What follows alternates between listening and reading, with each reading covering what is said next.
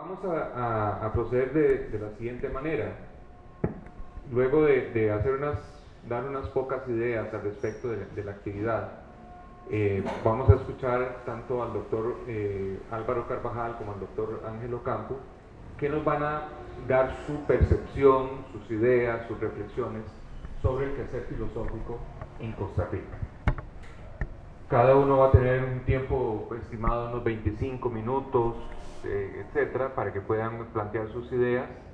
Y después, por supuesto, vamos a tener un tiempo para intercambio de preguntas, comentarios, para que puedan ampliar sus ideas, etcétera. Antes de darles la palabra a ellos, yo quisiera referirme a los propósitos de esta actividad. Dejando de lado que estamos comenzando el ciclo lectivo y cada unidad académica organiza su propia actividad al respecto, yo creo importante que también que este tipo de actividades son momentos para que nos reunamos, para que nos saludemos, para que nos digamos, tengamos un buen comienzo del ciclo lectivo, que nos decíamos lo mejor. Y por supuesto, qué mejor ocasión que esta en la cual podamos compartir, discutir, vernos, tomarnos algo, sentirnos a gusto, sentirnos en casa.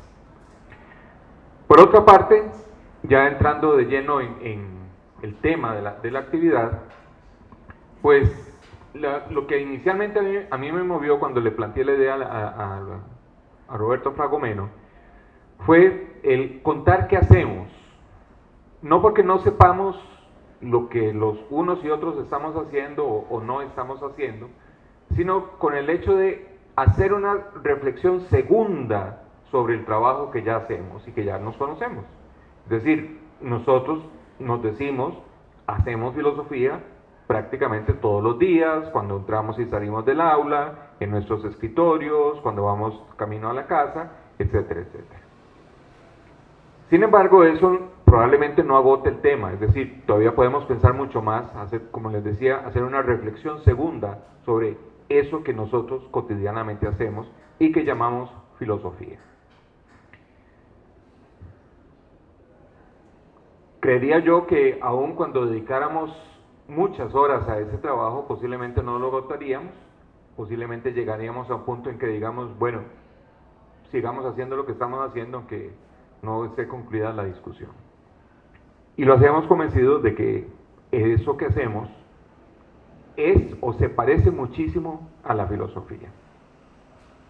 También podríamos pensar que una actividad como esta debería convertirse en un estímulo para los estudiantes, para las jóvenes generaciones que también quieren hacer filosofía, y que contar con ejemplos, con testimonios, con gente que ya tiene un camino andado, pues sería valioso porque podría convertirse en un modo de invitarlos a que insistan, a que trabajen más, porque se pueden lograr muchas cosas. Por supuesto que esa idea no falta. Y también, por supuesto, darnos a conocer dentro de la universidad. Esto es una actividad que se anunció públicamente, mucha gente podría venir acá y estar aquí con nosotros. Decidieron ir a otro lado. La pregunta es si eso es todo. La pregunta es si al hacernos la interrogante sobre el quehacer filosófico, si eso es todo lo que podríamos pensar al respecto. Mi posición es que, por supuesto que no. Todavía podemos pretender más. Una idea muy sencilla se le puede venir a cualquiera de nosotros a la cabeza. La filosofía tiene algo que ofrecerle a la sociedad. Tal vez es una idea vaga o que exige mucha precisión, y sin embargo lo hacemos, y sin embargo todos estaríamos de acuerdo en que sí, que tenemos algo que ofrecerle a la sociedad, y estamos convencidos de ello, además. Hay una palabra que día a día ejercitamos, entrenamos, fortalecemos, compartimos, la echamos a pelear, la volvemos a repensar una y otra vez permanentemente, que supone un contexto ya dado, no solamente cómo funciona esta universidad, sino también cómo el país se ha pensado de tal manera que contemple esta universidad y contemple nuestro quehacer. pero también es una palabra que de alguna manera se vuelve sobre la sociedad misma, en el sentido de que le decimos algo, en el sentido de que lo que nosotros somos capaces de hacer en el aula, cuando escribimos algún artículo, cuando estamos revisando una tesis, cuando revisamos exámenes o simplemente cuando tomamos café con otros colegas, estamos convencidos también de que algo le podemos decir a la sociedad de nuestros pensamientos y de que esos pensamientos son positivos o buenos o convenientes para la sociedad. No importa cuáles sean, no importa. Muy bien. Si eso es así, si admitimos esa salida de la filosofía, esa idea de que la filosofía algo le ofrece a la sociedad, pues de alguna manera estaríamos reproduciendo la idea que desde Sócrates y Platón se ha venido dando. Podríamos mencionar muchos ejemplos, algunos más recientes. Pienso en Bertrand Russell, por ejemplo, en la fase política que tuvo. Pienso en Michel Foucault y su lucha por los derechos humanos, etcétera, donde efectivamente vemos a filósofos convencidos de que algo le tiene que decir a la sociedad, algo le dice, y además de que ese quehacer es un quehacer que de alguna manera se vuelca sobre la sociedad, y no sobre nosotros mismos o sobre un pequeño grupo dedicado a eso. Paso a una última idea, ya para darle la palabra a los miembros de la mesa. Hacer filosofía también entraña una forma de compromiso. O sea, no decimos cualquier palabra. O sea, lo que le decimos de alguna manera es lo mejor que nosotros hemos pensado, con la convicción de que así son las cosas y que la sociedad de alguna manera es ese destinatario de esas palabras que hemos pensado tan seriamente. Es decir, no hablamos a la ligera, no pretendemos enseñar cosas que produzcan algún tipo de daño, y estamos convencidos de que que la sociedad necesita nuestra filosofía, y eso posiblemente anima nuestro quehacer cotidiano. Pónganlo como quieran, podemos entender ese compromiso de muy diversas maneras. Algunos lo harán de una manera un tanto conservadora, otros de una oposición más crítica, unos se moverán en un campo, otros en otro. Al margen de esas diferencias que siempre se dan y siempre las encontramos, no podemos dejar de ver que hay un cierto compromiso. Ahí está. No es un compromiso semejante a los procesos de producción en serie, a los trámites de licitaciones o a las discusiones parlamentarias. No se parece a nada de eso, y enhorabuena que no se parezca a nada de eso, porque con nuestro trabajo también mostramos que hay otros modos de ser personas, de ser seres humanos, a través del quehacer filosófico. Es decir, con nuestro quehacer también decimos que la sociedad puede ser diferente. Por lo tanto, con esas pocas ideas que fueron tal vez las que me animaron a pensar en una actividad de esta índole, con este tema, estamos hoy acá, y muy generosamente el doctor Ocampo y el doctor Carvajal aceptaron comprometerse con esta idea, con este tema, y los tenemos hoy en esta noche con nosotros. Sin más, voy a darle la palabra inicialmente al doctor Álvaro Carvajal, y después escucharemos al doctor Ángel Ocampo. Bueno, buenas noches y muchas gracias por la invitación.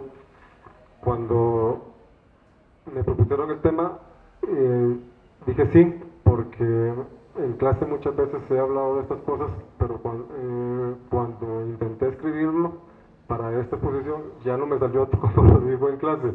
Es una cosa muy extraña. Yo voy a hacer como dos partes en la exposición. Una, mi experiencia personal desde la filosofía analítica. Bueno, digo yo filosofía analítica, yo no sé si lo hago, ¿verdad? Y lo otro, alguna información sobre la investigación que se hace en el programa de posgrado en filosofía. Entonces, hay esa distinción. La primera es más como ubicándome en una metodología de investigación en filosofía, que para el noveno Congreso Centroamericano de Filosofía hubo un tema sobre esos asuntos, porque queríamos conocer cómo es que se hace filosofía en Centroamérica, pero no hubo casi ponencias sobre esos asuntos, ¿no? Desde las perspectivas filosóficas. Y el segundo es más descriptivo sobre temas de investigación o tendencias de investigación desde el posgrado. Ese sería el asunto a tratar. Bueno, primero una consideración acerca de lo que pienso que es la filosofía analítica cuando se la define como una reflexión de segundo orden. En ese pequeño esquema tendríamos la realidad, que sería el nivel 0, el nivel 1, que sería las ciencias naturales y sociales, hablando armando discursos sobre esa realidad, y la filosofía, que no se dirige directamente a la realidad, sino por intermedio de los discursos del primer nivel. La filosofía en ese sentido es que es reflexión de segundo orden, si interpreto bien a Russell y a Heyer, y luego un tercer nivel que sería la metafilosofía, que sería la filosofía reflexionando sobre sí misma, ¿verdad? Sobre sus conceptos, sus métodos, sus teorías. Con base en eso, digamos, el asunto es que yo leo mucho en relación con las ciencias, con textos que no son filosóficos y demás, para supuestamente hacer filosofía. Desde el método analítico, una vez, obviamente ya ustedes, la mayoría conocen, el método ve una totalidad, pero no analiza la totalidad, sino que primero descompone esa totalidad en partes, analiza las partes, profundiza en las partes, y obviamente el método aquí sería fragmentario. Sin embargo, existe la imagen de que este método es completamente fragmentario, pero según Russell y Heyer, ¿verdad?, el método analítico no es fragmentario, porque tiende de nuevo a reconstruir la totalidad, a ver las relaciones, ¿no?, entre esas partes y a reconstruir esa totalidad. El método entonces al final resulta ser holista y busca ver esa interacción entre las partes. Obviamente la filosofía analítica, existen muchas vertientes, pero es fundamentalmente análisis del lenguaje, ya sea en su perspectiva del análisis formal o desde su perspectiva del análisis del lenguaje cotidiano. Yo me ubico más en el ámbito del lenguaje cotidiano. Es además o intenta, bueno, es un intento por clarificar, o un análisis conceptual por precisar, clarificar y definir los conceptos. También intenta trazar límites o establecer fronteras entre, por ejemplo, lo que es ciencia y lo que no es ciencia en estos casos. La evaluación de los discursos desde los niveles lógico, epistemológico y ético, y también es una filosofía muy cercana a los datos que proporciona la ciencia. El método es el estudio fundamentalmente epistemológico, y en ese sentido los temas de la filosofía que por lo menos yo analizo y aplico últimamente está en relación con los derechos humanos, por ejemplo, que es parte de lo que hago. Parto posteriormente de otros filósofos en este caso hay una concordancia del problema macro, no sé cómo llamarlo, del problema macro de John McDowell en el texto Mente y Mundo, Hannah Arendt, La vida del espíritu, y Habermas en Verdad y Verificación. Los tres plantean más o menos el mismo problema. Cada uno da soluciones distintas al problema que vamos a ver, y yo me siento, digamos, más cercano a Arendt que a Habermas en este punto. Es no sé, alguna gente lo llama a esto como un giro o la nueva analítica, y porque es la analítica trabajando los temas continentales. Esta forma de hacer filosofía analítica no se dedica ya simplemente a los temas duros de lógica o filosofía del lenguaje o filosofía de la ciencia, sino que trabaja temas que en Europa se les llaman continentales.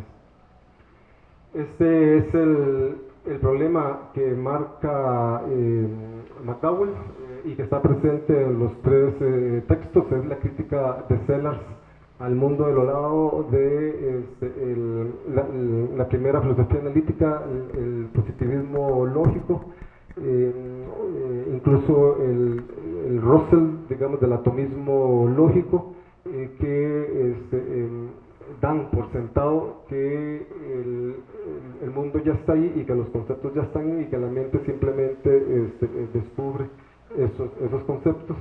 Y la idea de Sellars de que eso produce la falacia naturalista, porque el juicio que hago, digamos, no está en el mundo, según este lenguaje, sino que está en el espacio lógico de las razones y no en el espacio lógico de la naturaleza. Al hacer el salto, McDowell lo que va a decir es que no existe tal naturaleza, porque según el enfoque de él, la relación entre la mente y el mundo es bidireccional, y por lo tanto forman una unidad y no existe tal falacia naturalista. Entonces, en ese sentido, él, siguiendo a Kant, habla del contenido el componente de la espontaneidad y el componente de la pasividad, la percepción, la experiencia, las intuiciones y la razón, por su libertad de crear conceptos, y el juicio como intermediario en ese proceso. Es una idea de relación entre mente y mundo. Según McDowell, siguiendo a Kant, ya en el mundo hay concepto, hay mente, y en la mente ya hay mundo, y todo forma una realidad holista que solamente separo analíticamente. Y este es el marco problema que está presente en los tres autores ya citados. El mundo del odado, en donde ubico a Bertrand Russell del atomismo lógico, y es, digamos, el extremo de este modelo. Y el mundo de la construcción social, que sería el de Sellars, Rorty y Brandon, con el inferencialismo, que es el otro extremo del punto. McDowell lo que indica es que debería buscarse un punto medio entre estos dos extremos, entre un reduccionismo hacia arriba y un reduccionismo hacia abajo. En términos más sencillos, digamos, la naturaleza o la biología determina, por ejemplo, la cultura, o en el otro extremo la cultura determina, hasta construye la realidad biológica. McDowell dice que hay una relación bidireccional entre ambos movimientos. Y arriba, Kant, ¿verdad? Y Frege en el principio del espacio lógico de las razones, y abajo Aristóteles con el principio de la realidad y la realidad como juez, ¿verdad? De ese principio del espacio lógico de las razones. Bueno, este modelo, que simplifico demasiado el asunto y que no profundizo en él, es, digamos, en el ámbito en el que me muevo cuando abordo temas como la transexualidad, la diversidad sexual, el tema de las trabajadoras sexuales. También es la forma en que abordo el curso de crímenes contra la humanidad, el curso de diversidad sexual y ahora el de filosofía de la mente, más o menos por ahí lo trabajo. Del enfoque analítico entonces interesa ubicarse en una filosofía que se preocupa por la racionalidad práctica, y eso abarca varios aspectos, pero además es una filosofía aplicada. Me interesa más trabajar los casos, las situaciones y los contextos, y me interesa más el trabajo de problemas o de temáticas, más que autores o historia de la filosofía. Casi no doy cursos de historia de la filosofía, eso es consecuencia también de ese enfoque, ¿no? Me voy a problemas, ¿no? Algunas líneas de investigación de esta perspectiva es la relación ciencia, tecnología y desarrollo, que esta línea de investigación en Costa Rica es iniciada por Roberto Murillo,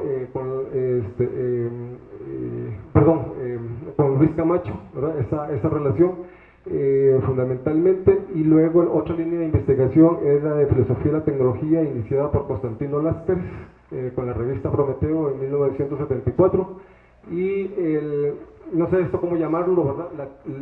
Porque no es como filosofía del desarrollo, sería como teoría filosófica sobre el desarrollo o del desarrollo, iniciado por Roberto Murillo con el concepto acuñado aquí en Costa Rica de una noción desarrollada de desarrollo en el año también 1974, un artículo publicado en la revista de filosofía en el volumen 12, en el número 35.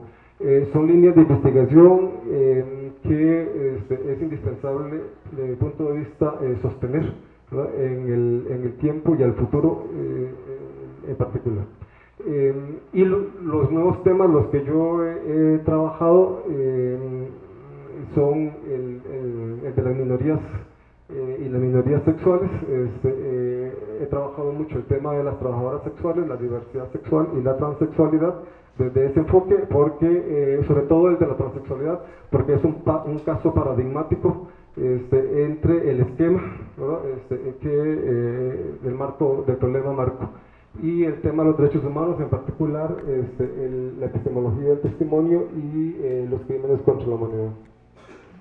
Eso, hasta ahí llego con lo que hago, y paso un poco a repasar la experiencia del programa de posgrado. Este programa, sobre todo el doctorado, nace en el año 1969, los cursos comienzan en el 70. Eso voy a ir más rápido porque ya creo que se me acaba el tiempo. Se aprueban estos cursos en el 72. Es el primer graduado, en el 73 los segundos, y luego hasta el año 81. En el 73, como se crea el sistema de estudios de posgrado, se congela el doctorado hasta que se crea el nuevo sistema, se adapte el doctorado al nuevo modelo del sistema de estudios de posgrado, y se crea la maestría académica en filosofía. En el 75 es aprobado, digamos, toda esta nueva forma de investigación. Mucho se le debe a la doctora Amalia Bernardini, que fue la que negoció en ese momento la permanencia del doctorado en el sistema de estudios de posgrado. Obviamente este programa de posgrado tiene origen, ¿verdad? O es propuesto por Constantino Lásquez, al igual que los congresos centroamericanos de filosofía, que fueron inicialmente una iniciativa de Constantino Lásquez. Bueno, desde el 72 hasta la fecha se han graduado 54 estudiantes, 31 de la maestría, 23 del doctorado. La mayoría de las tesis de maestría son sobre temas históricos o autores, y la mayoría de las tesis de doctorado giran en torno a problemas o temas. Esta es una imagen de la tendencia de investigación en el programa.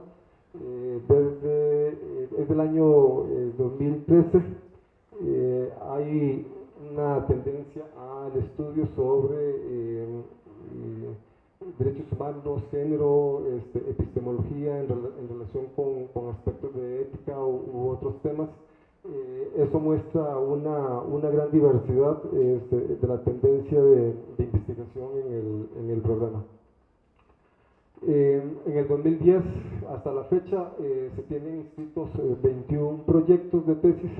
De estos, 2 son de la maestría, 9 del doctorado, y se han graduado de estos 21 estudiantes 6, 3 en la maestría y 3 en el doctorado. Y hay un cambio de tendencia, porque la mayoría de las tesis ahora giran en torno a problemas o temas. Ha disminuido mucho la tendencia historicista y la tendencia a trabajar con autores o sobre autores. Bueno, no se ve muy bien, pero estas son tesis, los proyectos de tesis de maestría. Por ejemplo, la de Rodolfo Vargas, Estatuto Epistemológico de la Ecología, Complejidad y Desarrollo. El de César Gómez, Anarquismo y Zapatismo, Principios de una Subjetividad Autónoma. Son proyectos más propositivos, más de elaboración de ideas que lo que se hacía anteriormente. Y estos son las tesis de doctorado, que también tienden más a abordar problemas. Y esta tendencia, digamos, es algo que a mí me gusta mucho, me agrada mucho para la investigación en filosofía, que además que estas tesis puedan tener impacto, ¿no? En la sociedad, y puedan salir un poco de la frontera del país. Bueno, algo que en el mensaje que nos había mandado Jimmy fue retos. Yo creo que algunos retos es la conformación de líneas y programas de investigación. Eso a mí me ha costado mucho. He intentado formar grupos de investigación en el INIF y no he podido. No es constante, y es una frustración. Hay grupos que permanecen, como el Círculo de Cartago, al que pertenezco, anteriormente el grupo de lógica, pero no hubo continuidad. Eso pasa muchas veces en los grupos de investigación, en la línea de investigación, cuando hay cortes, ¿no? No hay continuidades y demás. Crear grupos de investigación más permanentes sería un reto, aunque a los filósofos nos gusta trabajar muy individualmente. Entonces, eso es un lío. Promover el intercambio académico de estudiantes y profesores, pasantías, participación en congresos y demás. En eso estamos haciendo convenios. Tenemos con la UNAM, con la Universidad de Campiñas en Brasil, estamos viendo el de la Universidad de Guanajuato y otras universidades. Lo otro es conformar redes de investigación o participar en redes de investigación internacionales, que sería como otro desafío. Bueno, y ahí creo que borré algo porque me quedó incompleto. Promover la investigación a partir de temas y problemas de actualidad. Enfatizar las investigaciones de la filosofía aplicada a casos con impacto nacional e internacional, y promover más las publicaciones de la investigación local, y creo que con eso termino mi presentación. Muchas gracias, Álvaro, por contarnos tu experiencia, tu trabajo. De inmediato, entonces, le doy la palabra al doctor Ángel Ocampo. Muy buenas noches. Primero agradecerle a la escuela y a los organizadores, en particular al profesor Masford, la invitación a esta actividad. He titulado la presentación que paso a hacerles Dificultades y perspectivas de la labor filosófica en Costa Rica, una reflexión desde la experiencia. Como pueden notar, entonces, no se trata de una exposición de mi agenda propia de investigación, sino una valoración desde mi experiencia de las dificultades y perspectivas que ofrece el medio costarricense, probablemente extendible más allá, para la labor filosófica. Hay una anécdota que se le atribuye a José Ortega y Gasset, hartamente conocida, según la cual, en una tarde en la que el filósofo español paseaba por el campo español, entablaba conversación con un hortelano ocupado en su oficio. Al cabo de un rato en que el filósofo le entablaba conversación, le pregunta: ¿y usted, señor, a qué se dedica? A lo que el paseante responde: pues yo soy filósofo. Ajá, filósofo, musita el campesino intrigado. ¿Y qué hace un filósofo?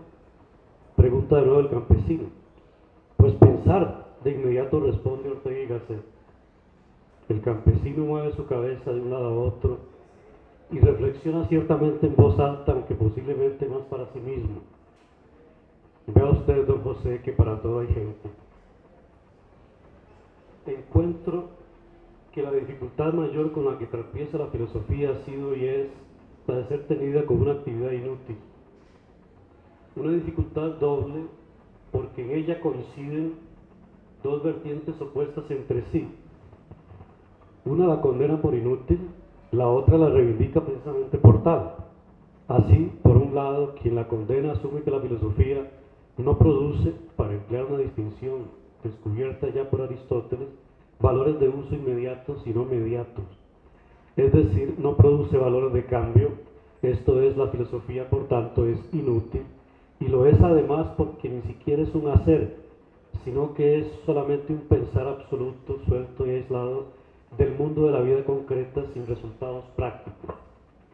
Y por otro lado, quien la reivindica para afirmar una identidad individual de corte elitista, propia o antisistémica, da igual, y entiende la filosofía como un esnovismo, una pose, quizás acepta también el quehacer filosófico no está, es decir, un hacer, y mira en esta consideración una virtud, pues inscribe hacer al mundo pedestre del trabajo manual grosero y tosco, ámbito que sumerge en el inframundo, ajeno a las regiones celestiales, o al mundo inteligible, para limpiar una versión secular en el que se pretende afirmar. Esta consideración de la filosofía como una inutilidad es el resultado de haber asumido la labor filosófica como un fruto del ocio, esto es, como ajeno a la acción, a la práctica, y ello a pesar de que su punto de partida ha estado, quizá más que en ninguna otra disciplina,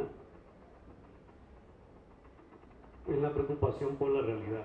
Lamentablemente, el punto de arribo o de llegada ya no ha sido precisamente la realidad de la que partió, y al hacerlo así, la filosofía resulta tenida como inutilidad. Aclaro que no entiendo aquí utilidad en términos de la crematística, para emplear los mismos términos de Aristóteles, esto es, como cualidad del valor de cambio. La remoción de este valladar es condición para desplegar una labor razonablemente vigorosa en el campo de la filosofía. En este sentido, quiero rescatar de la convocatoria que se hizo para esta actividad, que fue precisamente el término el quehacer filosófico. Es decir, que se refiere la filosofía a un hacer que no siempre reconoce. La filosofía es una labor, en definitiva, una actividad y en esa medida asociada, ligada al mundo de la vida concreta que nos transmiten los sentidos y específicamente al mundo de las necesidades. La filosofía como doctrina no constituye la parte medular del quehacer filosófico, sino el filosofar mismo, esto es, la labor y la acción filosófica. Si ha de cumplir su cometido, no se limitará a reproducir la realidad en su inmediatez, sino a posibilitar ciertamente su trascendencia, pero de modo que sea en dirección a posibilitar y acompañar la transformación de este mundo a través de su discernimiento desde las frustraciones humanas, esto es, a partir de la problematización de la interrogación radical del mundo. En este sentido, la filosofía constituye una necesidad, no un editamento superfluo, un accesorio prescindible de la realidad, un refinamiento en el mejor de los casos. La filosofía es un momento particular y específico de la realidad que, aunque radical, no por ello superior. Y la labor de la filosofía es una entre otras actividades humanas. Una dificultad con la que tropieza la posibilidad de superación de esta consideración es que por su índole la filosofía, la labor filosófica en realidad, es un quehacer de largo aliento. Esto tiene como consecuencia que la ineficiencia o la indolencia que no sea detectada en el corto plazo y se pueda disimular en lo inmediato. Solo a la larga se puede verificar la valía de la labor filosófica. El ocio de algunos filósofos es lo que contribuye a dar verosimilitud a la consideración sobre la inutilidad de la filosofía. Pero esto evidentemente no es generalizable. Aunque la filosofía es una reflexión libre y radical, no por ello constituye un conjunto de disquisiciones arbitrarias, sino que es el estudio de problemas de la realidad. Esto es un discernimiento que posibilita la visualización del sujeto que la construye y analiza. No es que la preocupación filosófica no haya ocupado un sitial central en la historia del país, como de hecho lo ha ocupado, sobre todo en la época colonial, cuya herencia en la modernidad se ha prolongado.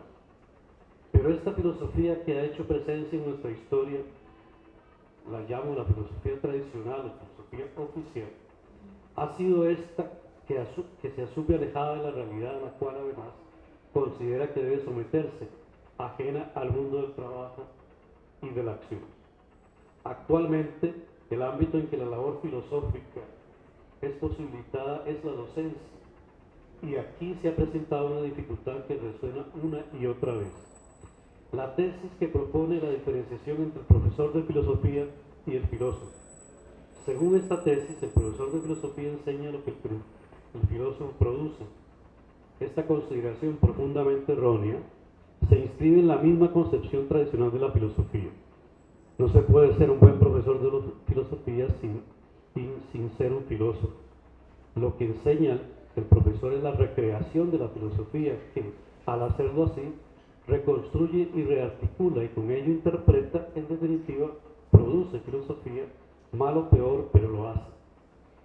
Solo puede ser un buen docente en filosofía quien es capaz de filosofar y de hecho filosofa, aunque ciertamente el docente filosofa de acuerdo con parámetros pedagógicos inmediatos, o por lo menos con esa preocupación muy presente.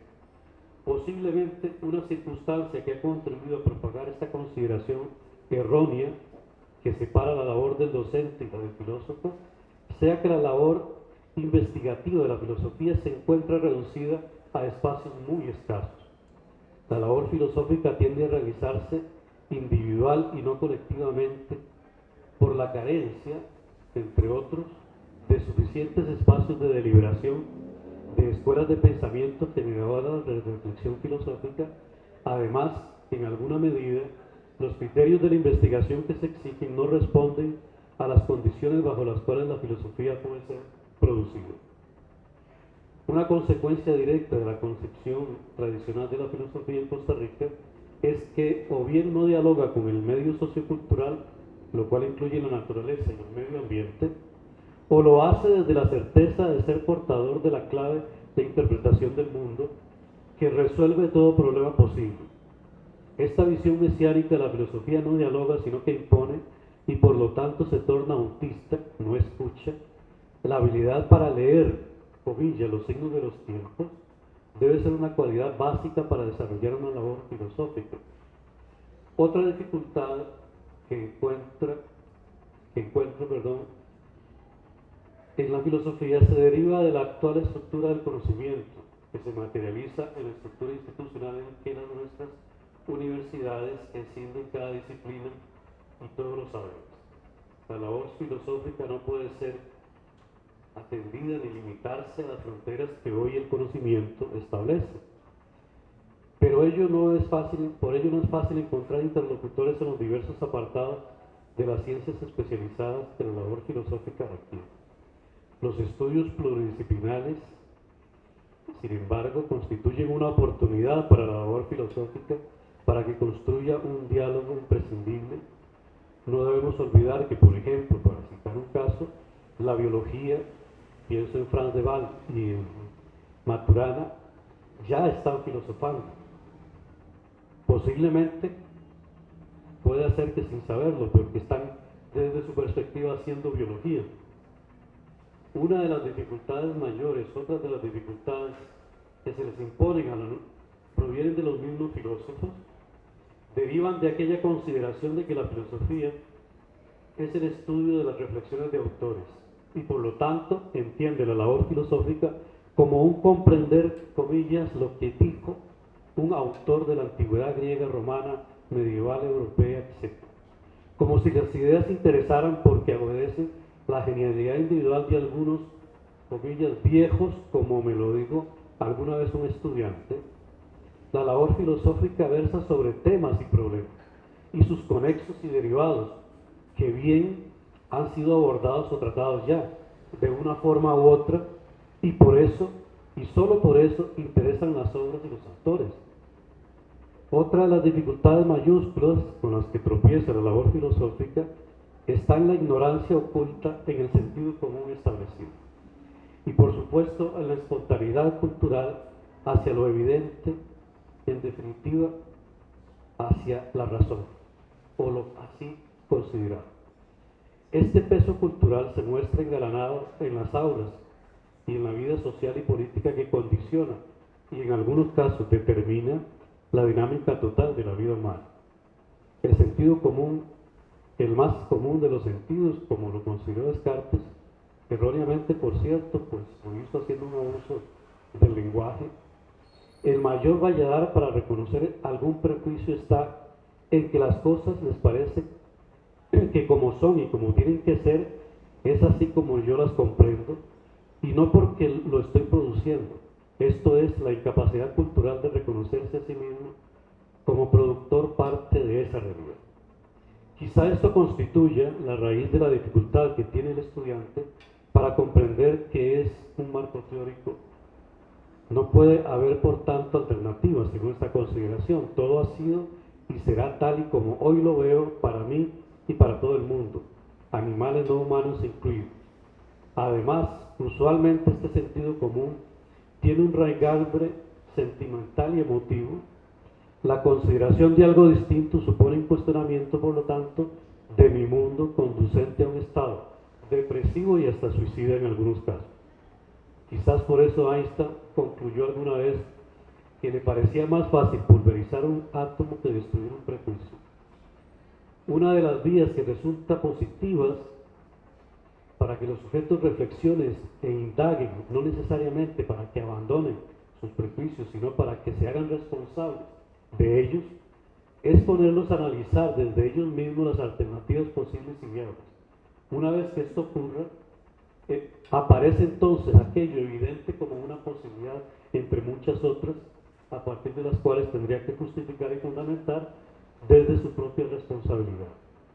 La metafísica tropieza aquí con este sentido común destructivo, que resulta no ser necesariamente la que conoce el filósofo, pero es la que opera en el mundo social real, sobre el arriba, abajo, el adentro, afuera, y las consideraciones más básicas que la metafísica de manera directa no se lo ha planteado, pero lo tiene implícito.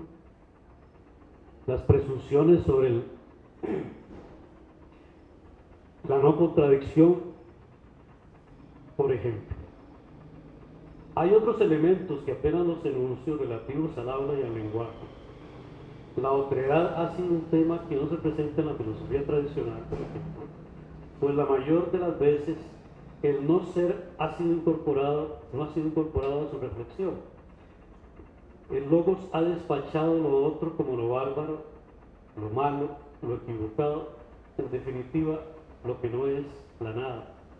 También el empleo del lenguaje, y esto no es más que el pensamiento materializado, de una manera mágica en la que se mueven múltiples fantasmas que niegan la posibilidad de visibilizar el yo en su responsabilidad.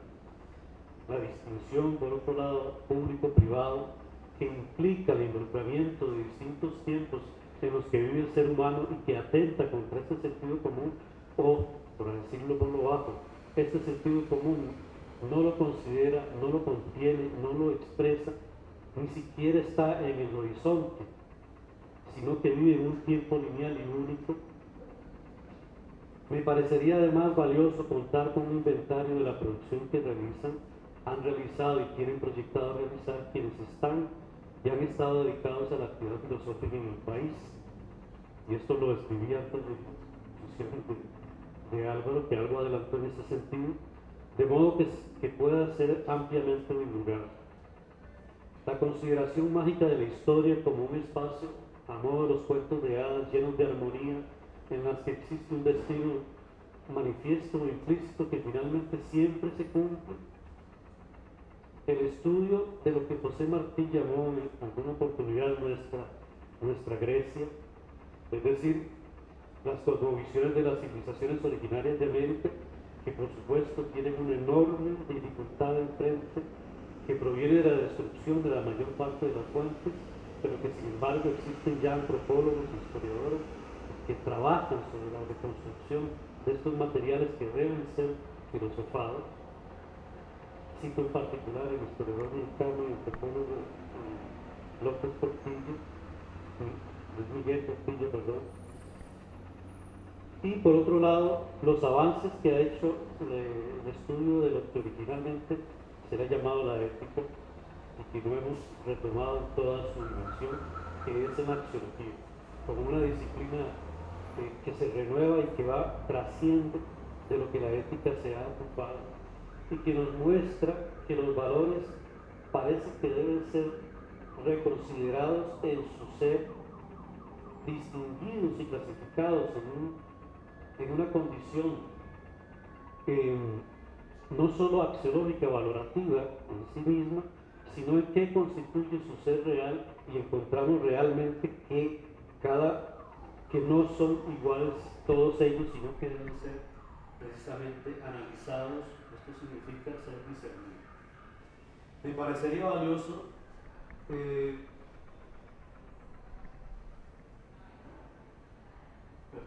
la labor filosófica debería recuperar el espacio, el lugar de la reflexión radical, profunda, no de los fundamentos, sino de los fundamentos que acaban donde está el ser humano. A propósito, Álvaro mencionó la metafilosofía en este vocabulario. No se trata de hacer una filosofía del bigote, como se la planteó Lázaro, o una ontología de la galleta de coco. Se trata de atender los acuciantes problemas que enfrenta nuestra sociedad actual, que es una manera de hacernos contemporáneos de nuestro tiempo. Muchas gracias.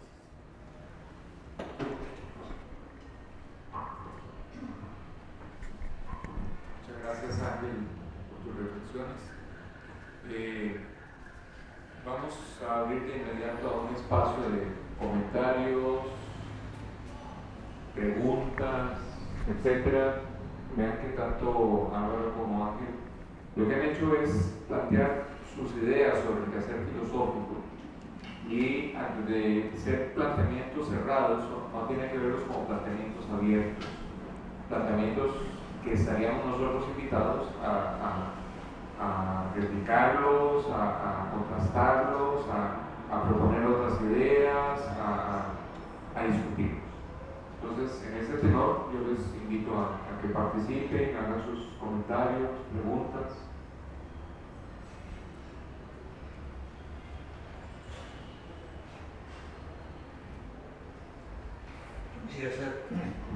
Quisiera hacer un comentario, para conocer la opinión de ustedes, pero si bien tengo muchos años de vivir en el país, una cosa que me llamó la atención cuando llegué a este país y conocí la producción filosófica que se hace en las universidades, fue que a pesar de la autoimagen que los costarricenses tienen de sí mismos acerca de que es un país pequeño, todos somos poquitos, y posiblemente en la escuela de filosofía somos poquitos, la enorme diversidad de autores y corrientes de pensamiento que se cultivaron y se cultivan en el país. Yo no sé cómo lo ven ustedes, pero en la comparación de donde yo vengo, me llamó siempre poderosamente la atención que si bien somos poquitos, como dicen aquí, somos 4 gatos, como dicen aquí, se cultivan muchísimas corrientes de pensamiento y se cultiva el estudio de muchísimos autores. Los estudios filosóficos en este país y en esta universidad y en esta escuela le ofrecen a los estudiantes casi todas las corrientes de pensamiento, casi todos los autores para poder ser estudiados. Álvaro sabe que él se dedica a un tipo de filosofía en la escuela, pero que no es la única, ni siquiera es la dominante porque no hay tal cosa. Entonces esto me llamó la atención siempre. Si la pregunta es cómo se ha desarrollado la filosofía en Costa Rica, no tengo una respuesta unívoca, pero quiero decir este elemento por tratarse de una institución filosófica y una comunidad filosófica efectivamente pequeña, pero muy diversa, muy plural, muy polifónica. Y el segundo elemento que quiero destacar es que en los últimos años, a pesar del desastre, porque no tengo una palabra mejor, que es la enseñanza de la filosofía en secundaria, en la educación secundaria, a pesar de eso, aumenta el número de jóvenes que quieren estudiar filosofía. Y me gustaría conocer la opinión de ustedes a este respecto. El dato es incontrastable, pero ¿a qué piensan ustedes que esto obedece? Porque en otros países de América Latina y también de Europa, el número de interesados en los estudios filosóficos universitarios disminuye, pero en este país aumenta. ¿Hay alguna tendencia cultural, social? ¿Es lo que dijo Arnoldo Mora alguna vez de que San José era la Atenas de América Central y por eso convoca? ¿Por alguna razón? ¿Hay alguna razón a esto? ¿Hay alguna razón entonces en el quehacer filosófico de Costa Rica, a esa polifonía que señalé al principio y a ese interés en que haya permanentemente gente interesada en estudiar filosofía, siendo, con esto termino, un país donde la enseñanza de la filosofía en la educación secundaria, no quiero decir una palabra grosera, pero es francamente deficiente, mala, desastrosa, clerical, conservadora, anticuada, que no invitaría a la gente joven a estudiar filosofía? Sí. Empezando por el asunto de la polifonía. Planteado así, Roberto lo ha planteado, parecería algo positivo. Pero yo lo relaciono y me pareció que también Álvaro lo mencionó, yo lo mencioné, el carácter individualista con que se realiza el trabajo filosófico. Probablemente no es exclusivamente.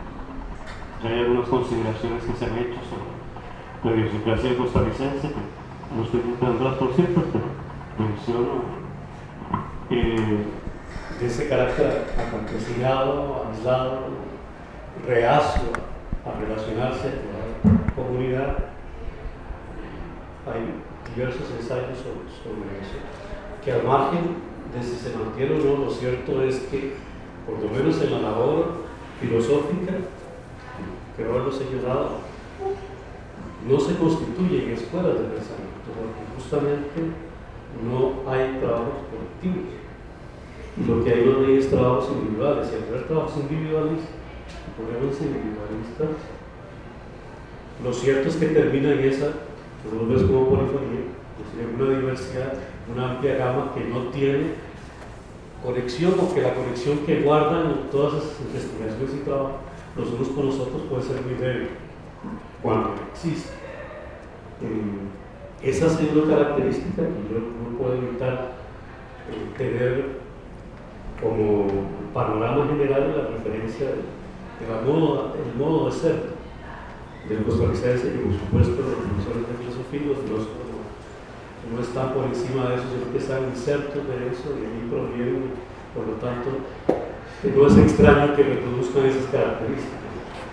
Por otro lado, el interés en la filosofía, el aumento del interés en la filosofía, parto de que eso es correcto. No tengo datos, pero también intuyo que es posible. Hay algunos indicios. Pueda deberse a una crisis que tiene su particularidad manera de manifestarse en Costa Rica, pero no es costarricense, pero aquí también se vive, se reproduce. Y la filosofía siempre ha sido una respuesta, una problematización de la realidad, no de la crisis. La filosofía nunca ha nacido en momentos de felicidad, sino en momentos, quizá no de tristeza, pero sí de dificultad. La problematización de la realidad siempre ha sido el origen de la filosofía. Cuando esta se me convierte la realidad en un problema, es que empieza a generar el pensamiento filosófico y a reconocer esa realidad y a tratar de comprenderla, ir hacia ella y en el mejor de los casos a transformarla. Cuando la realidad no le representa ningún problema, ni siquiera la reconoce y por lo tanto muchísimo menos le va a generar pensamiento, le va a generar una labor filosófica.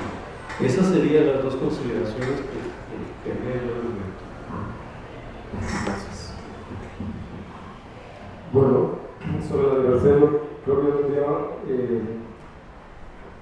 voy a hablar sobre el aspecto negativo de por qué nos vemos como muy pequeños y haciendo poco.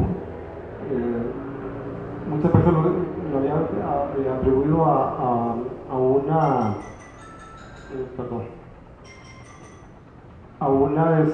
timidez, ¿verdad?, del filósofo costarricense que creía que no hacía cosas que valían la pena, que no le gustaba salir fuera del país y ese tipo de asuntos, ¿verdad?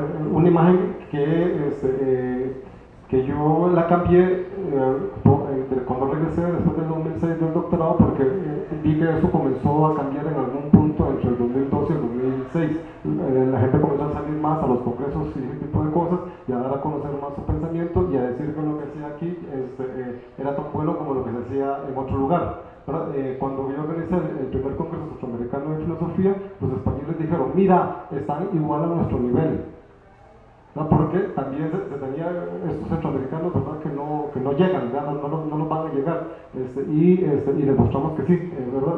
Y eso lo teníamos ahí, pero creo que no hemos tenido conciencia de ello, ¿no?, hasta ahora que lo vemos. Y por otra, eso, digamos, podría ver, porque nos ensimismamos mucho, nos encerramos mucho en nosotros mismos. Por eso los retos tienen que ver con salir afuera, y mostrar lo que hacemos, y mostrarlo a nosotros mismos.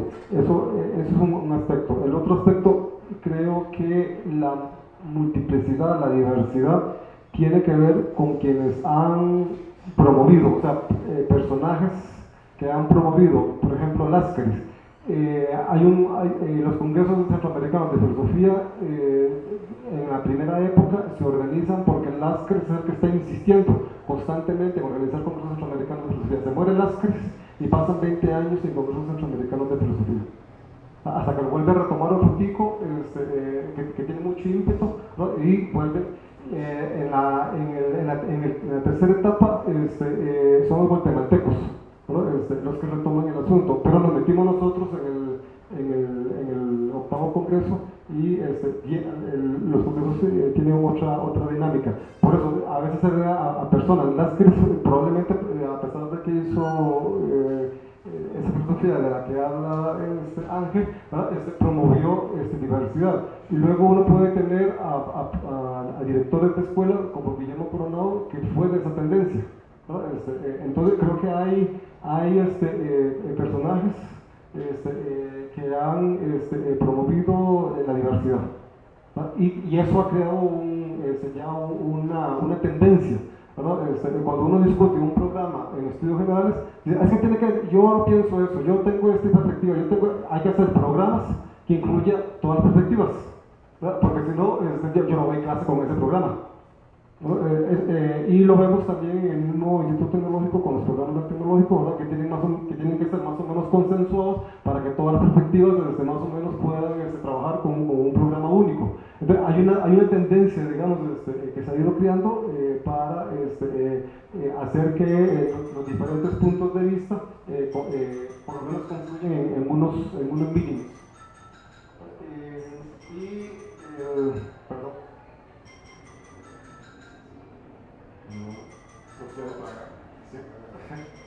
Pero no me quieres. Lo del ingreso a filosofía. Sí, efectivamente, los estudiantes no soportan recibir clases de historia y sobre pensamiento de autores. La investigación que yo había hecho con Diana, con Cabeto y demás, el programa de estudios generales basado en historia de filosofía era el peor evaluado. Y los seminarios de estudios histórico-filosóficos del tecnológico eran los mejor evaluados. Ahora, y seminarios de realidad nacional, ¿no? Porque aunque el peor, creo que eran los propedéuticos de la Universidad Nacional, ¿no? Entonces, yo no sé cómo funciona, hay algunos profesores que probablemente, aunque el programa, como decir, en secundaria sea malo, ¿no? Hay profesores que son buenos. Estos profesores probablemente inspiran. Podría ser una hipótesis que habría que probar, si eso es así, porque tenemos esa sensación, ¿no? Hay estudiantes que han dicho, yo estudié filosofía porque la profesora tal, el profesor tal me inspiraron.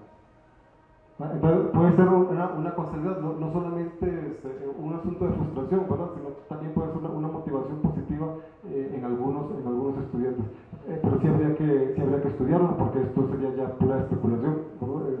Tendría que haber una investigación que estudie las razones por las cuales los estudiantes están viniendo a la escuela de filosofía. Y obviamente es cierto, si uno va a la Universidad de San Carlos de Guatemala, son como un departamento en una facultad, 7 profesores o 9 profesores con 70 estudiantes. Y todos son profesores mayores que no se quieren pensionar, ¿no? Y no le dan espacio a los profesores nuevos. Si uno va a Honduras, igual son más o menos 7 profesores, un departamento, 70 estudiantes, aunque en Honduras hay un profesor colombiano que está modificando y reestructurando todo el departamento de filosofía, lo están renovando, aparte de que tienen una rectora que está renovando toda la universidad, entonces todo el mundo tiene que adecuarse a la nueva reforma. Ahora que estuve en Panamá, todos los profesores son mayores, están pensionados, les dan sus $2,000 por la pensión, están recontratados, reciben $4,000 por su pensión y no quieren dejar de dar clase. A mí me han propuesto los profesores jóvenes, digamos que no son de filosofía analítica, son de pensamiento crítico, que les ayude a montar una maestría, porque la única forma de incorporarse a la universidad es a partir de las maestrías, porque no pueden ocupar los espacios tradicionales que ocupan los profesores, y son igual, son como 70, 90 estudiantes, ¿verdad? y un puño de profesores, y El Salvador, que es una de las que están, yo no, estos son juicios de valor, ¿verdad? No están tan bien, ¿verdad? Y están en situación semejante. Sí, Centroamérica luce por eso.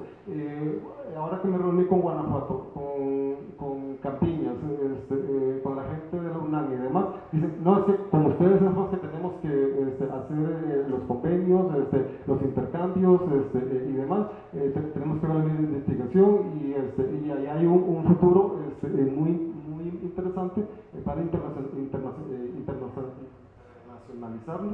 y incrustarnos en redes de investigación internacional para no sentirnos ya en esta isla que somos. Y ya despegar, digamos, hacer algo distinto. Y eso yo creo que es un proyecto de trabajo de la filosofía en Costa Rica, de la administración de la filosofía, por decirlo de alguna forma.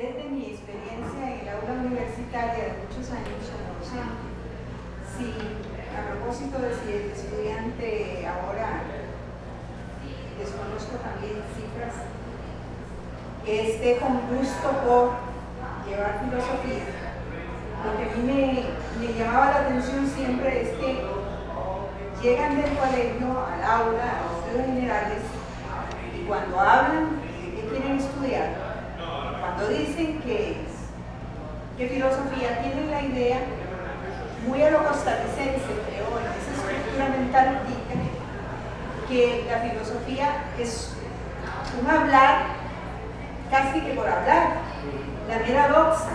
No están pensando en sistematizar, problematizar, ir adquiriendo el nivel de la observación y el juicio crítico.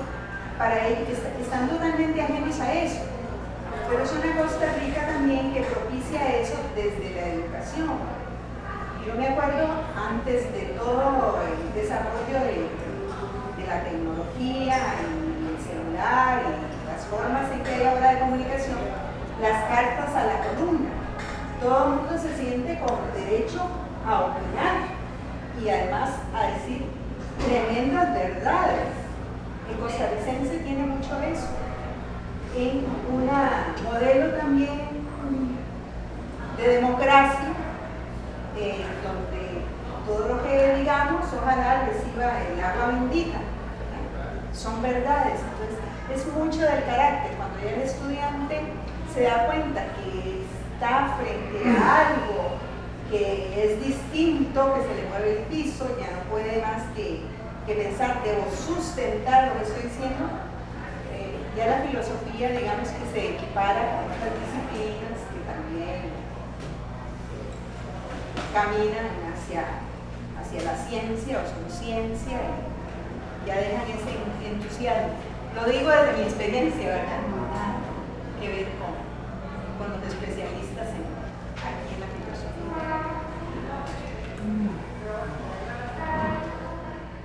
Quisiera atreverme a formular una consideración que no es inmediata, pero es consecuencia de ello, y es en relación con la misma pregunta, el mismo asunto, antes de pasar a otros temas. En la escuela de filosofía en particular, que no es exclusivo de la escuela, hay un tema que no suele estar abordado en, podemos decir, que la filosofía no suele estar, que es el asunto de la metodología.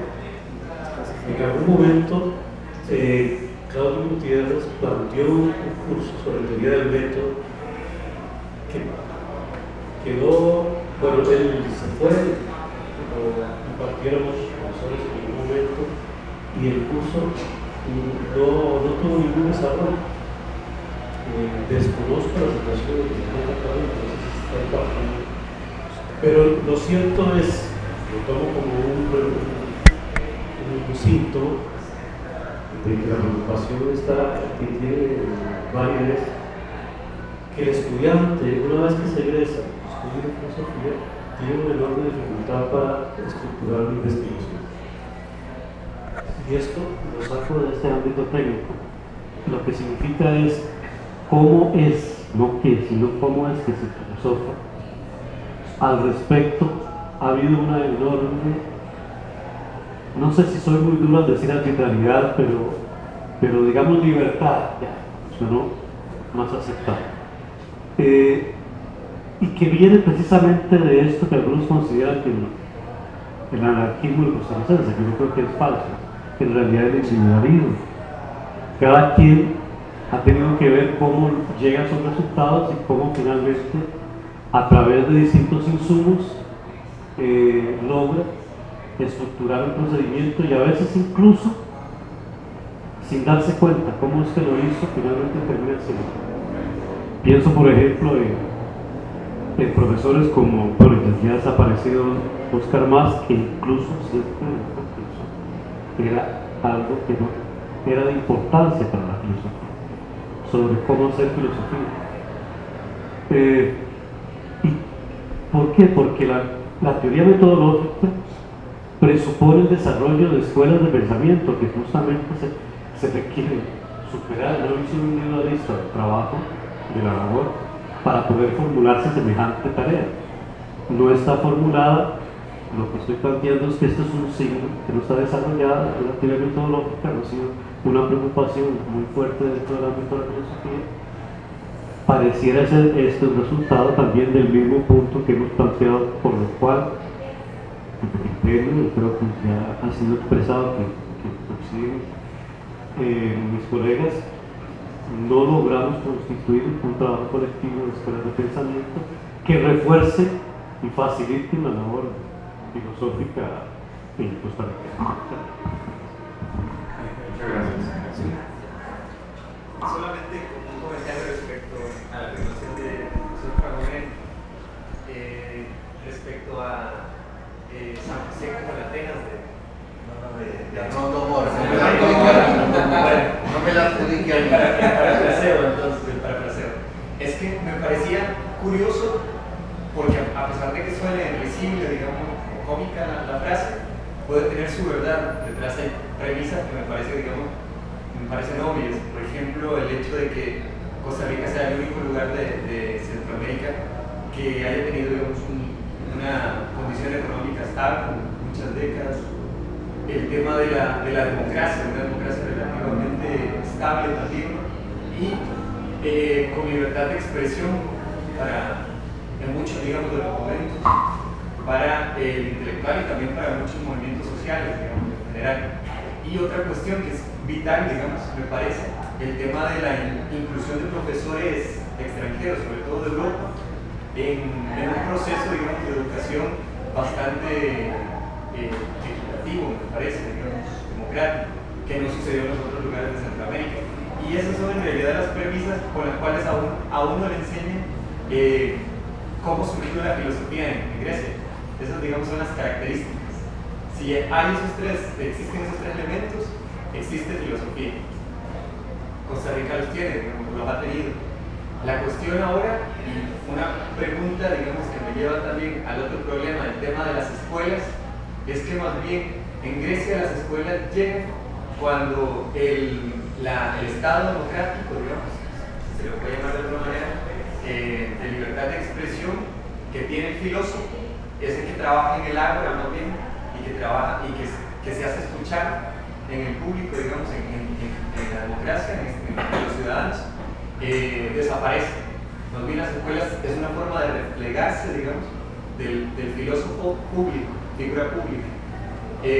La pregunta sería si hoy por hoy, digamos, una escuela funcionaría bajo esa dinámica. Yo digo que no. Probablemente, digamos, la escuela o más bien el trabajo en conjunto de la filosofía sería más bien un emular del trabajo de la ciencia, un trabajo interdisciplinar, un trabajo en equipo, que es valioso, pero que tampoco le quita, digamos, lo valioso al trabajo individual. La cuestión aquí sería la Escuela de Filosofía está trabajando en ambos lados. Quizá el intento del Láscaris del 4, que hoy por hoy es el pensum de estudios de los egresados, sea, digamos, el intento de hacer un bachillerato general que luego llevara 2 años de licenciatura de forma especializada, que, digamos, los estudiantes después del bachillerato pudieran acercarse, digamos, a sus profesores y áreas de afinidad y construir escuela. La cuestión es del dicho al hecho, digamos, si ha sucedido, si ha sido esa dinámica. Bueno, aquí está el profesor Fragoleno para que nos diga si ha sucedido algo así o si se ha hecho, digamos, una encuesta al respecto. Pero es importante y vital, me parece, digamos, la labor del filósofo individual, si se quiere, digamos, pero comunicado con la sociedad, que es lo que no tenemos. Eso que para mí fue, digamos, de mucho agrado a la hora de llegar a Costa Rica a estudiar, soy hondureño, a estudiar filosofía, de que existiera un Constantino Láscaris hablando con la gente de a pie y hablándole sobre filosofía. Nosotros lo estamos haciendo hoy por hoy, digamos, los filósofos o los que se dicen estudiantes o profesores de filosofía lo están haciendo. Esa es la gran pregunta también. Yo veo mucho videos, por ejemplo, de labor filosófica y a la vez relacionada con comunicación social que salen de Argentina, obviamente, digamos, en español.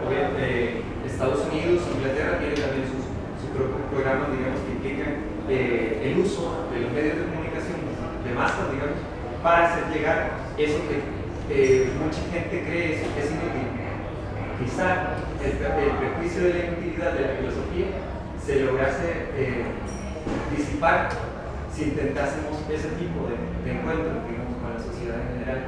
El encuentro que hace, por ejemplo, Mentira de la Verdad, un programa argentino que hace unos días fue galardonado con un premio importante de difusión internacional de la filosofía y en general del pensamiento. Entonces, ese tipo de cuestiones son las que nos hacen falta también. Sí, el trabajo a crear comunidad o crear escuelas, pero también el acercamiento de nosotros como educadores de la filosofía a los medios que hoy por hoy nos pueden también acercar a la comunidad social en la cual nos desarrollamos, en la cual se supone debería enfocarse en nuestro pensamiento.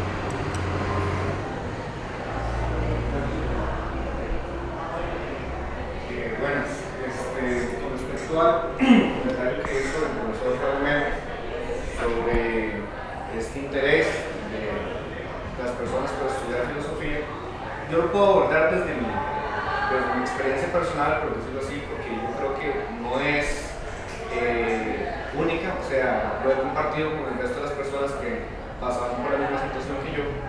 En mi caso, bueno, yo empecé estudiando arquitectura y posteriormente me inicié poco a poco en filosofía y ahora también estudio Derecho, ya estoy por terminar el bachillerato en filosofía. En mi caso, y como otros compañeros con los que he comentado esta situación, yo creo que esto se debe a dos aspectos fundamentales. El primero es un aspecto de necesidad y el segundo uno de curiosidad. Respecto al asunto de necesidad, responde a que muchos estudiantes necesitan matricular cursos adicionales para poder completar el acreditaje o para poder llevar una carga académica aceptable, y en esa necesidad de hacer eso buscan cursos en otras escuelas para poder hacer eso. Filosofía es la única escuela que ofrece prácticamente todos los cursos que se dan acá abiertos al público, y eso posteriormente cae en una necesidad del estudiante en poder matricular sus cursos para cumplir su carga académica. Y la curiosidad que viene después por, no sé, leer un curso que dice por nombre filosofía de la mente, filosofía del lenguaje, filosofía del arte, etc., les despierta mucha curiosidad simple y sencillamente los nombres de los cursos, por lo cual se introducen en ellos, se matriculan para ver qué, y se dan cuenta que en esta escuela es la única escuela, y se lo digo porque yo pertenezco a 3 escuelas diferentes, es la única escuela que te recibe y no te rechaza independientemente de donde pertenezcas. Y además de eso, es una escuela que te recibe con los brazos abiertos, aunque esto suene, no sé, muy metafórico, romántico. Es una escuela que te trata bien, pero es la verdad, es una escuela que te trata bien, es una escuela que no te discrimina, independientemente de tu ideología política o tu forma de pensar o lo que sea. Entonces el estudiante se siente bien recibido acá. Y cuando empieza a abordar los cursos se da cuenta que son interesantes. Se da cuenta que empieza a llenar un vacío que uno siempre tiene, una curiosidad que uno tiene, y eso hace que el estudiante posteriormente dice, bueno, voy a llevar otro curso el siguiente semestre que me interesa. Y el siguiente semestre, y así sucesivamente, cuando se da cuenta ya lleva media carrera, como yo. Y como muchos otros estudiantes que nos vemos en la necesidad de empadronarnos de filosofía para poder obtener el título. ¿Por qué? Porque eso nos despertó tanta pasión que nos es necesario seguir con esa curiosidad, seguir con esa hambre, con esa saciedad de conocimiento. Y creo que esa es una de las razones por las cuales la gente empieza a introducirse en esta carrera. Porque muchos somos los estudiantes que ni siquiera estamos empadronados, bueno, en mi caso yo estoy empadronado, pero muchos los estudiantes que ni siquiera están empadronados, que empiezan a llevar la carrera. Y eso responde posiblemente a eso que acaba de exponer yo. Y tal vez desde mi perspectiva y desde muchos que hemos pasado por la misma situación, y tal vez no sea la verdad, sencillamente se lo lanzo acá para que ustedes entiendan tal vez la postura de los estudiantes que hemos pasado por eso. Yo solo una anécdota. Yo comencé estudiando ingeniería industrial, pero perdí los cursos porque yo era el éxito y me di cuenta muy tarde. Luego fui a estudiar antropología, pero cada vez que uno decía algo en antropología en la década de los 80, era encajonado, o era capitalista o anticapitalista, o sea, lo metían a uno en unos cajones, ¿no? Y unas camisas de fuerza, que era una cosa impresionante. Y comencé a llevar igual cursos de filosofía y me sentí libre. ¿No? Lo mismo que vos has expresado, ¿verdad? Porque aún así a veces uno encuentra resistencia, porque yo milité en un partido de izquierda que fue de tendencia trotskista, y como estudiaba filosofía analítica me decían de derecha. O sea, no podían entender cómo podía mezclarse, digamos, la filosofía analítica con luchas sociales. Pero ahí tenemos el modelo Bertrand Russell, y entonces, bueno, eso es una anécdota, digamos, que a mí me pasó cuando era estudiante, y aún así prefería siempre seguir en filosofía que en otras áreas, en otras escuelas de ciencias sociales, porque son más cajoneras todavía que la nuestra. Quisiera polemizar un ratito con Ángel, porque cuando se reformó el plan de estudios, que señalaba Edward hace un ratito, tenemos un plan de estudios nuevo, que este es el tercer año que estaría funcionando. Funcionó 2014, 2015 y tiene 2 años, es un plan de estudios muy joven. Se puede hacer ya una valoración sobre su funcionamiento, pero convengamos que es muy joven. ¿Qué pasó? Y una de las reformas que se hicieron a pedido de la representación estudiantil fue poner 3 cursos obligatorios sobre métodos. Cambiaron de nombre, la palabra. Por primera vez en la historia de la escuela, su plan de estudios tiene 3 cursos obligatorios de metodología, de lo que usted llama metodología. Así que hasta ahí esa preocupación que usted señalaba creció. Y fue sorprendente para este servidor que fue una propuesta que vino del movimiento estudiantil aprobada por la asamblea de la escuela. Y hoy funciona así. Es así. Pero yo quisiera advertir sobre ciertos efectos del énfasis metodológico, porque los que hacemos filosofía, tenemos 2500 años donde se han aplicado todas las metodologías, todos los estilos de escritura, de narración, de redacción, y eso nos pertenece también. Es muy difícil, al menos para mí, decir que hay metodología para la filosofía cuando la filosofía se ha hecho y expresado en forma de diálogo, en forma de poema, en forma de tratado sistemático, casi que un polisilogismo, en forma de ensayo. Y eso me preocupa en la Universidad de Costa Rica, porque el formulario, por ejemplo, para hacer una investigación en filosofía es igual a quien va a hacer una investigación sobre plásmidos bacterianos. Y ese reduccionismo al que nos empuja, en mi opinión cientificista, al que nos empuja la administración universitaria, yo lo veo negativo. Porque vuelvo a repetir, me parece importante la discusión sobre la metodología, Ángel, pero no quisiera que se sancione en alguna parte de que hay una metodología y un modo de expresión asociado a esa metodología privilegiado en la filosofía, porque eso desmiente los 2500 años de historia que tenemos. Fíjese usted que si Platón estuviera con nosotros, la República sería considerada un libro de literatura, lo mandarían al posgrado en literatura y no sería un libro de filosofía. Rechazaríamos a Platón. En esta universidad rechazaríamos a Platón si presentara un proyecto de investigación y ente de escritura como la República, o a Montaigne, o a Nietzsche, o a no sé quién. Entonces yo quisiera polemizar entre comillas con usted para advertir que podría haber un peligro también si acentuamos exageradamente la metodología cuando ésta viene asociada a un modo de expresión. Eso. Y después brevemente quisiera decirle algo a Edward, que elogia el tema de la filosofía en Argentina. El tema de la filosofía en Argentina tiene un gran realce en nuestras últimas décadas, mucha presencia en la televisión, en los medios de comunicación, y en las aulas y en los colegios. En el último año del colegio se lee Foucault, pero no es una virtud de la sociedad argentina. Argentina salió de una dictadura tremenda, fascista, con una fuerte presencia del catolicismo fundamentalista en la vida social, y entonces los primeros gobiernos democráticos postdictatoriales decidieron darle impulso a la filosofía para crear una cultura democrática. Entonces lo que hoy puede a usted parecerle muy elogioso de mi país natal tiene detrás una situación tremenda de violación a los derechos humanos y de ideología fundamentalista que acompañó eso. Y entonces la manera de salir fue darle realce a la filosofía.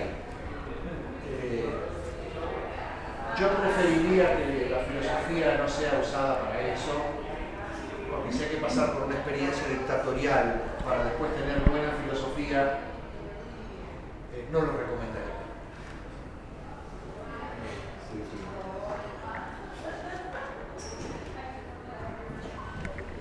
Me temo que no habrá todas las posibilidades de polemizar que Roberto quisiera, por la sencilla razón de que no estamos discrepando tanto, pero sí hay un espacio de discrepancia.